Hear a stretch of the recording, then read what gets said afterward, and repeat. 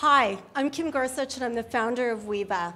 And Weeva is a place to create beautiful storybooks like these that are filled with precious memories collected from everyone.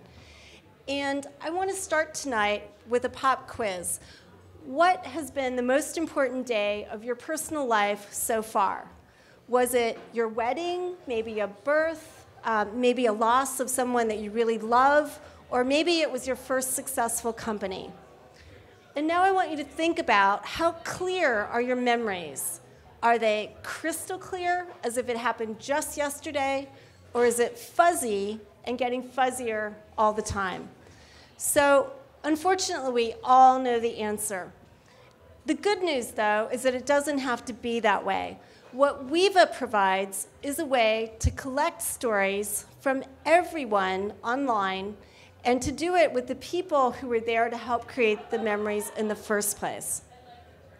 What we have is an online system that is like really easy, very collaborative, and private, as in you have to be invited to participate.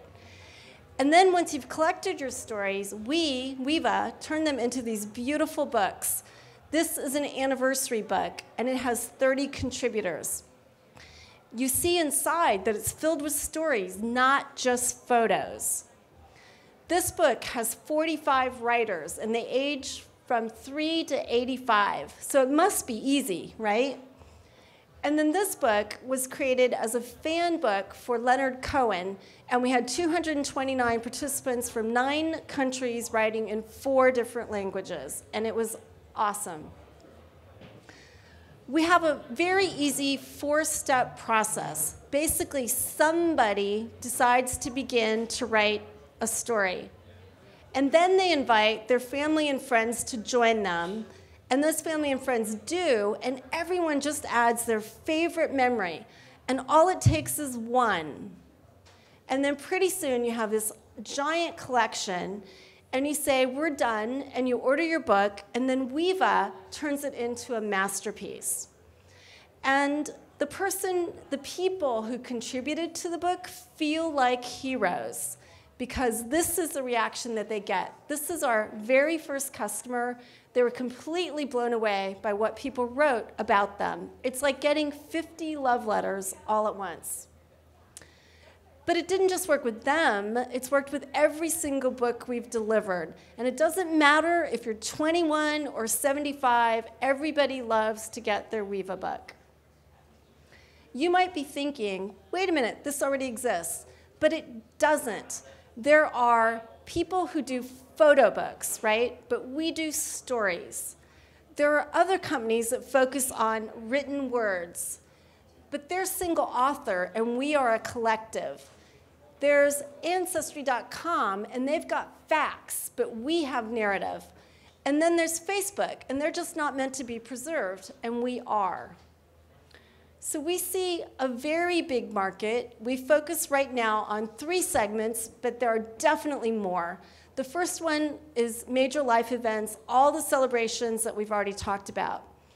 And then there's this wide open space called emotional care, which really goes after bereavement and also critical illness. And there's nothing at all that even resembles Weeva. Third, there's community like Make-A-Wish or Livestrong or sororities or schools. And they all have needs to capture their collective experience. So when you add it all up, there's at least 64 million events every year in the US alone, and that impacts millions of people. And they spend at least $12 billion commemorating their experience. So Weeva launched in March at South by, and we have grown about 600% since then, and mostly by word of mouth. If you think about what it takes to scale this business, we focus on finding the person who will start the project, because they will turn around and invite the participants. And our median tapestry is about 35 participants, but we've had some that have easily ranged into the hundreds, and we're starting to see that happen more and more often. So one person can bring hundreds. And then, once people accept the invitation, we know that about 60% of them will add a story, and usually 2 or 3 paragraphs. And then from there, anyone and everyone can buy the book. And the books are priced between $75 and $300. Our average order size is about $264, which, by the way, is 3 times what we thought it would be. And it looks like we're going to trend up double or triple that in the future. But the best part is that one project begets others. In this case, Sean's 21st turned into 4 projects worth almost $1,400. So Weeva needs to be great at 4 things. The first thing is online collection, which is where we have focused mostly to date. And we have a very good system that we are continually upgrading and improving. We also need to be able to produce these beautiful books, which right now we do handcrafted. And part of what we'll do with our investment capital is build the back end that makes that process a lot easier. We will always partner for publishing and also distribution. There's no reason at all for us to publish the books. We design them, we facilitate them, but then we partner. And then last but not least is customer acquisition. Our brand will stand for connection and meaning and beauty in people's lives, which, P.S., is what we do right now today. We have a team. So far, we have focused mostly on product, and we look to improve that product every single day. We will soon begin to add marketing people as we go after awareness and growth. My own background is quite diverse. For example, I ran strategy and M&A for LendingTree and was one of the people that helped them grow from $200,000 in revenue to $750 million in about 5 years. So that's our story. Thank you for listening. We would love to hear your story. We are raising a convertible note. It's about a $500,000 round. We're about halfway there. And we're looking for investors who want to make a difference in people's lives while also profiting financially. Thank you.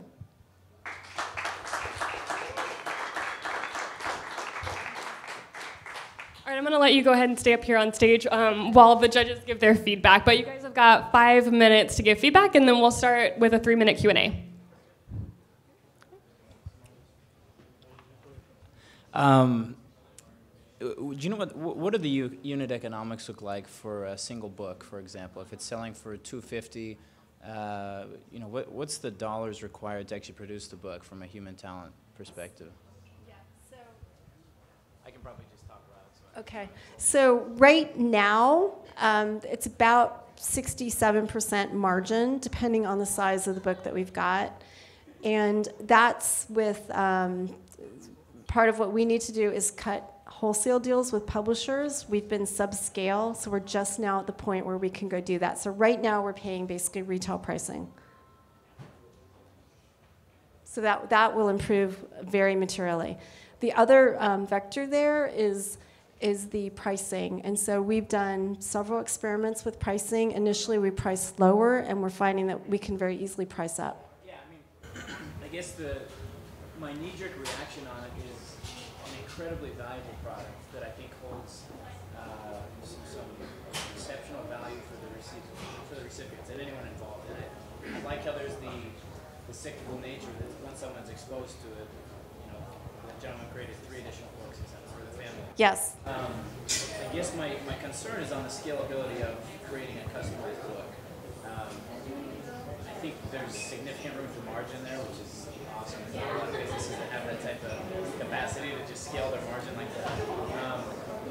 Your thoughts, my last question, I guess, your thoughts around, can you scale and automate the process of book creation, or is it inevitably going to be an artist that's piecing everything together and making it happen? So we 100% think we can scale the process of creating the book. And initially we thought we would have the customer do it, and what we have found out is that customers love that we do it, right? Because they don't know how to do it. And person after person describes this really substandard result when they try to do it themselves. So we probably 6 months ago, realized that, oh my God, like that is a total differentiator for us. And what we need to do is build the technology for ourselves so that we can create a book in about 15 minutes, in which case we'll have an amazing margin. Yes, sorry. Okay, so I'm going to walk you through a scenario where I use this product.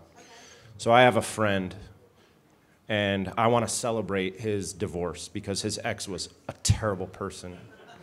And I get all of our mutual friends to contribute to this.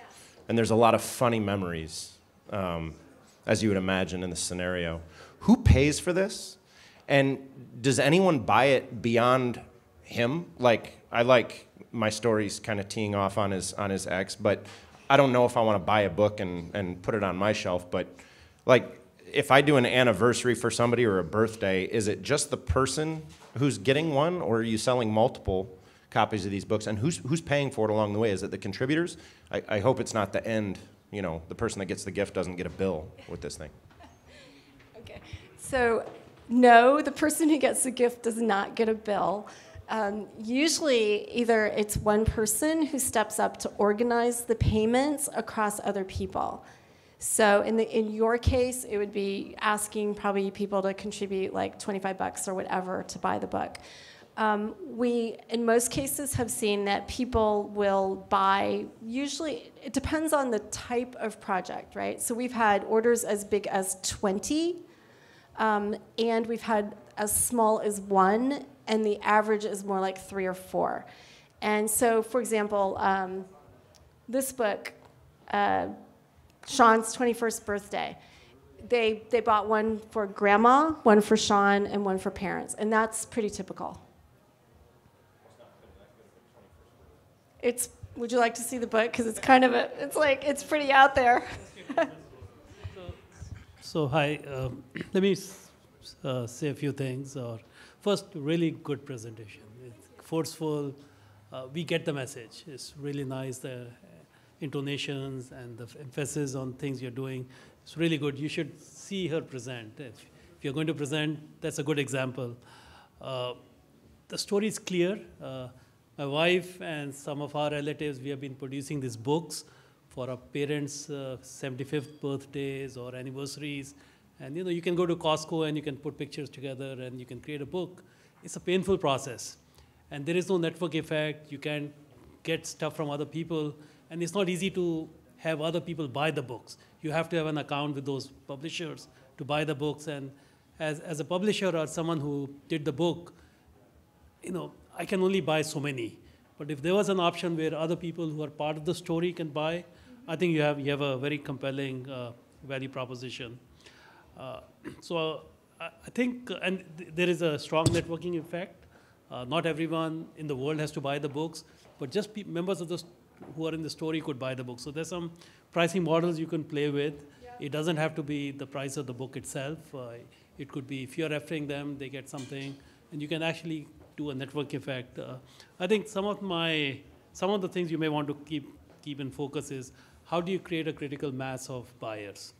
I mean, you don't want to go chase one customer at a time. The cost of sales would be very high. Looks like the unit pricing is compelling, so you've done a good job on that. So I would like you to figure out, you didn't quite say, you did start saying about partnerships you're forming. I think that's a key. You got to get a stream of customers who are buying from you. For example, in Costco, they got me. I'm a Costco member. So you have to keep thinking, have you thought about any valuations, or are you only looking for a convertible note right now? Yeah, we're raising a convertible round, so it's convertible notes. And to your point about partnerships, right now we're working on 2 big themes. One is around schools, and also we're working with Livestrong.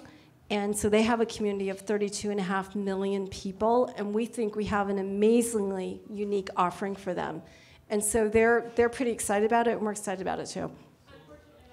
Oh, okay. All right. Yes, they're very disaggregated, so we'd have to go after them one by one. But Walmart could actually be a partner there. It's just, let's move on to the 3-minute Q&A portion. So if anyone in the crowd has a question for Kim about Weeva, feel free to step up. Yes. What are you finding is the most common people write collection stories about? What's the theme around the book? So what's happening is, one of the things I meant to mention is we're seeing good acceptance across a variety of uses. So we have done a number of anniversaries, birthdays, anniversaries, and right now we've got like 5 memorials in process. We also are seeing corporations basically using Weeva for culture books, which, you know, any company that is culture forward finds that really interesting. So, I mean, that's kind of the amazing thing, is the breadth, and the technology works in all of those cases. Yes. Since a lot of the cost would be at the beginning of like making the actual book, did you think of maybe reducing the cost of the second and the third copy if people want to buy multiple books? We do that. Yeah, so you're totally right. So for example, this book, if you buy one, is $100. If you buy 3, it's $150. If I can, maybe another question. Yes. Do you have the option where the different participants can also co-pay for the book? Is that possible? So yes, and Tuscan Knox, who's right here, he runs our product team. And we're totally looking at adding a fundraising widget that would let people co-pay, but also we have quite a few communities who want to be able to use their story process as a way to raise funding. So for example, Tapestry Dance wants to be able to do that. The other thing that we're doing in partnering with like schools is we will price the books with them so that we can rebate, you know, $10 to $15 per book back to the school. And we think that gives them an incredibly powerful fundraiser, and at the same time, you know, gives everybody a reason to participate. Yes? Have you ever thought about class reunions? Yes, we certainly have. And yes, that we've got one in process right now. Yeah, that's kind of the amazing thing is that customers come and they figure out how to use it. So we have people doing journals, we have, you know, years in review, we have reunions, we have all kinds of things. Yes? So print is definitely core. What about digital offerings? So the tapestries are digital. So if you wanted to go right now and look at one of our public tapestries, so we have one for Capital Factory Stories, we have one for Leonard Cohen. What am I missing, Tuscan? Yeah, Make-A-Wish is there. So you can go, and right now you can read all the stories in those public tapestries. So the online is already there, and what we think, though, is that people love these books. Like, anybody who gets one immediately goes like this. Like, they hold it to their heart, and they don't let it go. And it's like, there's something about the physical tangibility that people really love. And I know it's a little counterintuitive for this.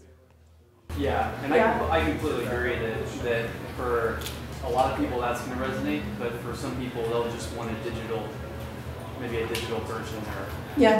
So I think we're probably going to get to the point where we're going to sell a digital version. Yes, like maybe it's Flipboard, maybe it's PDF.